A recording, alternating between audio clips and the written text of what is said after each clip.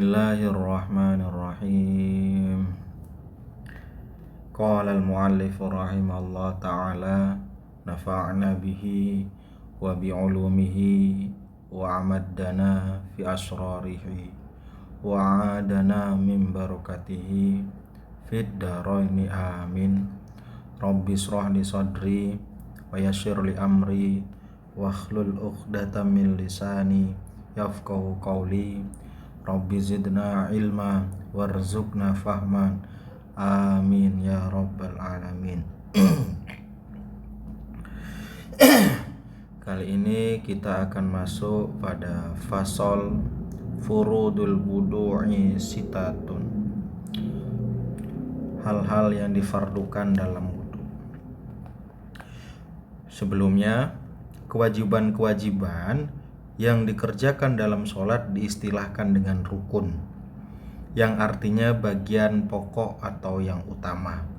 Sedangkan kewajiban-kewajiban yang dikerjakan saat berwudu diistilahkan dengan fardu, yang artinya sama dengan wajib, karena pekerjaan-pekerjaan yang dikerjakan dalam sholat bagaikan satu perkara yang tidak bisa terpisahkan antara satu dengan yang lainnya. Karena itu, setiap kewajiban adalah bagian utama dalam sholat. Berbeda halnya dengan wudu, di mana setiap kewajibannya seperti bagian-bagian yang tak terpisah. Jadi, dalam sholat itu ada istilah rukun, ya begitu. Di dalam wudu itu memakai istilah fardu. Mari kita baca sama-sama. Faslun furudul wudu'i sittatun. Faslun utawi ikilah fasol, furudu utawi piro-piro perdune wudu'i wudu iku sittatun 6. Al awwalu niyatu utawi kanu dihin iku an niyatu niat. Yang pertama adalah niat. Asani, yang kedua asani ghuslu wajhi. Asani utawi kang kapindo iku ghuslu masuh roh. Yang kedua adalah membasuh wajah. Asalisu ghuslu yadaini ma'al mirfaqaini. Asalisu utawi kang kaping telu iku ghuslu iku masuh yadaini tangan loro ma'al mirfaqaini serta sikut loro. Ar-rabi'u utawi kaping papat iku mashu syai'in minar ra'si, iku ngusap siji-siji saking sirah. Al-khamisu utawi kang kaping 5, yang tadi yang ketiga adalah membasuh kedua tangan sampai di sikut, ya. Jadi dari ujung tangan itu. Yang keempat ada membasuh sebagian dari kepala rambut, ya. Yang ke al-khamisu utawi kang kaping 5 ghuslu rijlaini ma'al ka'baini, iku masuh sikil loro serta kemiran loro.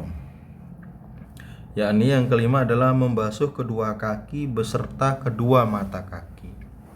Jadi batasnya sampai di mata kaki begitu, ya.